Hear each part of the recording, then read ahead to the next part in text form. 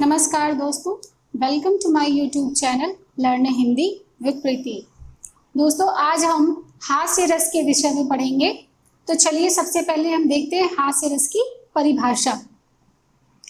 किसी व्यक्ति के विकृत रूप, आकार, वाणी, वेशभूषा, चेष्टा आदि को देखकर हृदय में जो विनोद का भाव उत्पन्न होता है उसे हास कहते हैं।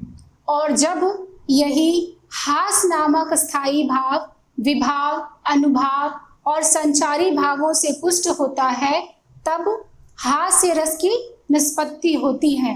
आप देख रहे हैं यह हास और यह विनोद का भाव, हृदय में विनोद का भाव।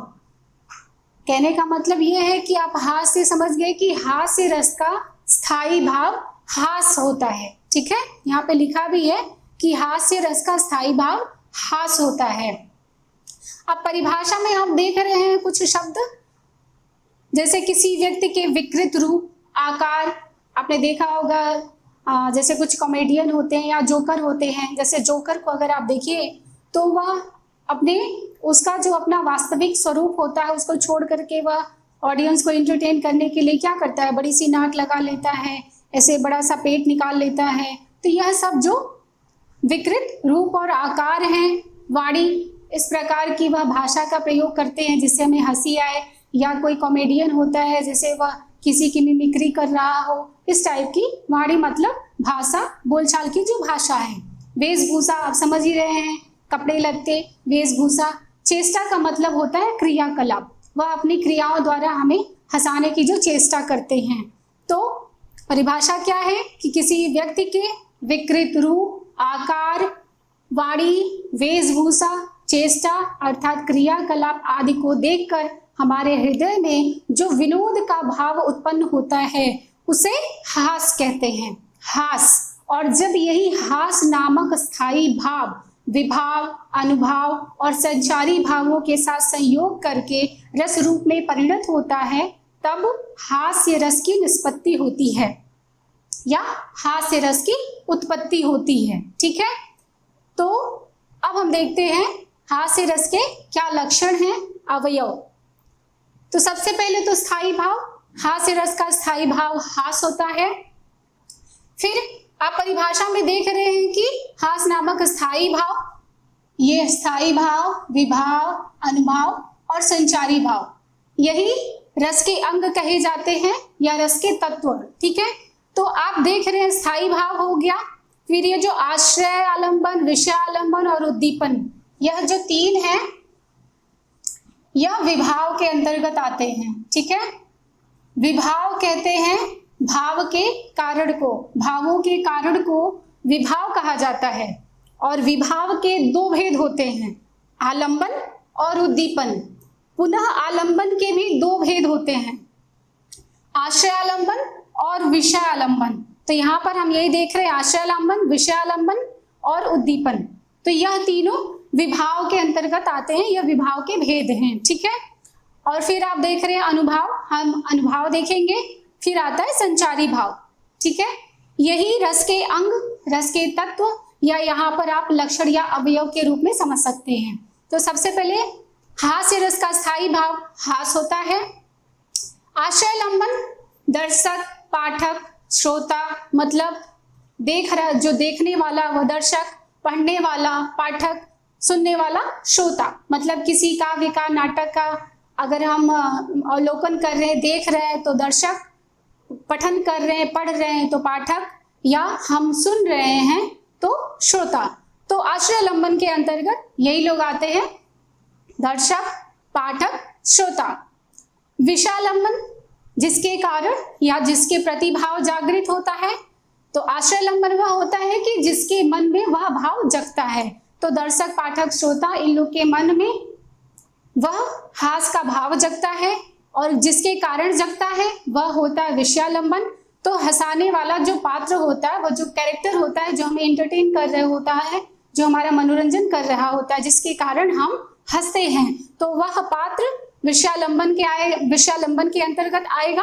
और उसकी विचित्र आकृति, स्थिति, वेशभूषा, मूर्खतापूर्ण कार्य, यह सब विषयालंबन है। उद्दीपन, ये जो हंसाने वाला जो कैरेक्टर है, जो पात्र है, उसकी जो हास्यास्पद चेष्टाएं, उसकी जो उक्तियां, जो बोल रहा है, वाणी, वेशभूषा, स्थितियां, यह सब उद्दीपन है। ठीक है। फिर आती है बात अनुभाव की। अनुभाव होता है यह, आप देख रहे हैं ना, आश्रय लंबन की चेष्टाएं होती हैं। जिसके मन में भाव जगा है, जिसके मन में हास नामक स्थायी भाव जगा है, उसकी क्या क्रिया प्रतिक्रिया, क्या चेष्टा होती है, तो अनुभाव के अंतर्गत आता है आश्रय लंबन की चेष्टाएं।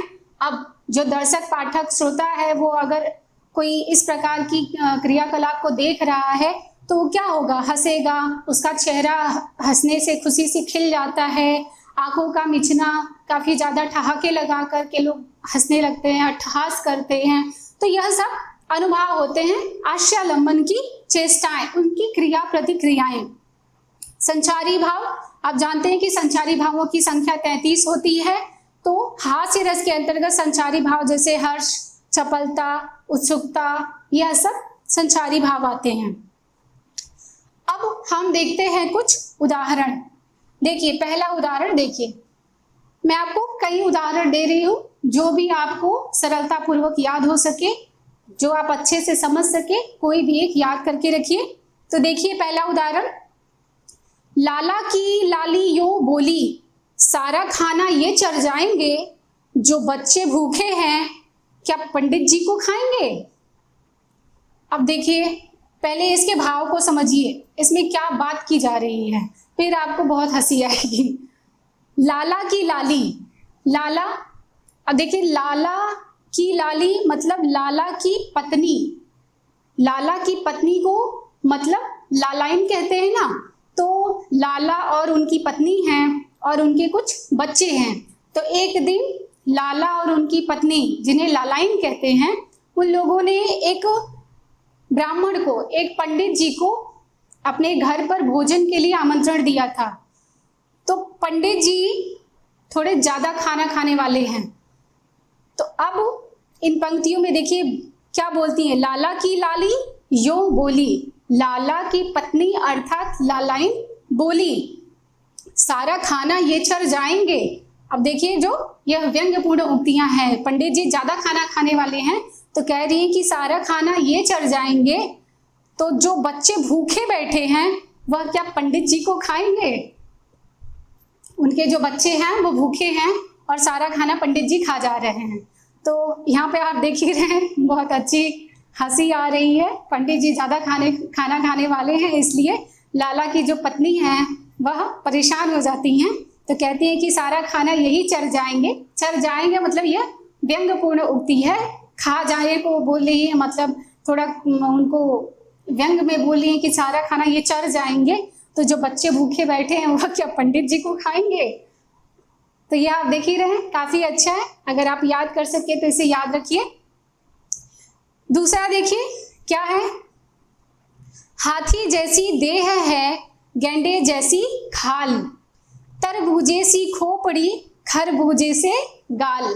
अब यहां पर आप देखिए एक व्यक्ति विशेष की आकृति, उसका आकार कैसा है बताया जा रहा है, उसके बॉडी स्ट्रक्चर के विषय में बताया जा रहा है। हाथी जैसी देह है, हाथी का मतलब आप समझ ही रहे हैं कि बहुत हृष्ट पुष्ट, मोटा, विशाल। तो मतलब वह जो व्यक्ति है वो कैसा है, हाथी जैसा दिखने वाला, अर्थात बहुत मोटा तगड़ा है। गेंडे जैसी खाल, गेंडे मतलब राइनोसेरस। अब राइनोसेरस को क्यों लिया गया है कि यहाँ पर बेसिकली जो गेंडा होता है वह व्हाइट और ब्लैक दोनों होता है, लेकिन यहाँ पर वो जो काला गेंडा होता है उसको दिखाने की कोशिश की जा रही है। उसका जो कलर होता है, खाल मतलब स्किन, हमारी त्वचा। तो कह रहे हैं जो व्यक्ति वह कैसा है, हाथी जैसी देह है, मतलब बहुत मोटा आदमी है और उसकी जो स्किन है, जो त्वचा है, वह गेंडे जैसी काली है। तरबूजे सी खोपड़ी, अब उसकी जो मस्तक है, जो शीश है, वो कैसा है, तरबूजे जैसा बहुत बड़ा सा है, वाटरमेलन। और खरबूजे से गाल, इसके चीक्स खरबूजे जैसे हैं। तो आप देख ही रहे हैं एक व्यक्ति विशेष की जो आकृति विशेष की यहाँ पे चर्चा हुई है, उससे में काफी हंसी आ रही है। तो यह भी एक उदाहरण है, आप जो भी याद कर सके याद रखिए। एक और उदाहरण देखिए, हसी हसी भाजे देखी दुलह दिगंबर को, पाहुनो जे आवे हिमाचल के उछाह में, कहे पद माकर सु काहू को कहे को कहा, जोई जहां देखे सो हसोई तहां राह में, शीस पर गंगा हसे भुजनी भुजंगा हसे, हास ही को दंगा भयो नंगा के विवाह में। ये आपको देखने में बड़ा लग रहा है पर यह बड़ा नहीं है, इसमें दो उदाहरण हैं। आप पहले की ये दो पंक्तियां भी उदाहरण में लिख सकते हैं और यह आखिरी की जो दो पंक्तियां हैं, लास्ट की जो दो पंक्तियां हैं, इन्हें भी आप उदाहरण में लिख सकते हैं।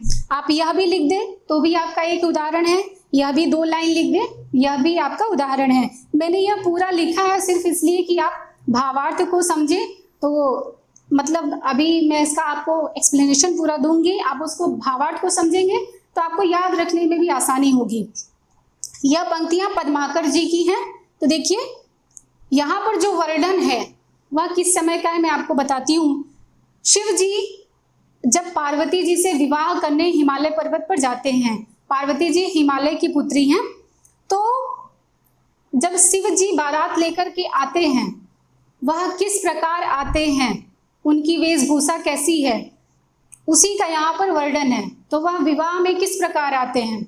शिव जी जिन्हें दिगंबर यहाँ कहा गया है, दिगंबर अर्थात शिव जी। हंसी हंसी भाजे देखी दूल्हा दिगंबर को।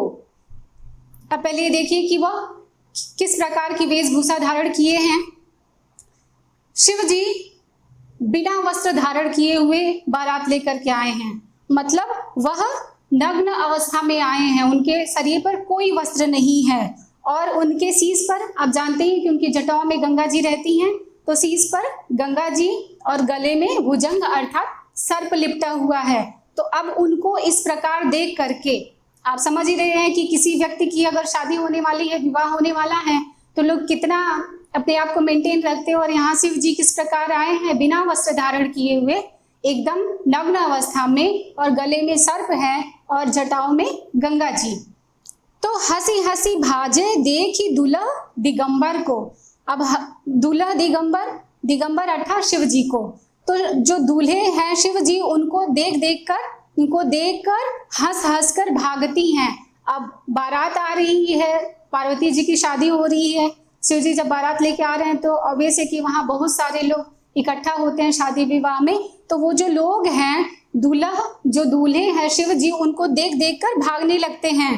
पाहुनो जे आवे हिमाचल के उछाह में, हिमालय के गोद में, पाहुनो मतलब मेहमान, अतिथि। तो वो जो हिमालय की गोद में जो मेहमान आ रहे हैं अर्थात शिव जी, उनको देख करके लोग हंस हंस कर भागने लगते हैं। कहे पद्माकर सु काहू को कहे को कहा। पद्माकर जी कहते हैं कि कौन कहाँ क्या कहे। जोई जहां देखे सो हंसोई तहां राह में, जिसने जहां भी देखा उनको राह में आते वक्त वो वहीं हंसने लगा। शीश पर गंगा हंसे, शीश पर अर्थात उनकी जटाओं में जो गंगा जी रहती हैं। भुजनी भुजंगा हंसे, गले में सर्प धारण करते हैं। हास ही को दंगा भयो नंगा के विवाह में।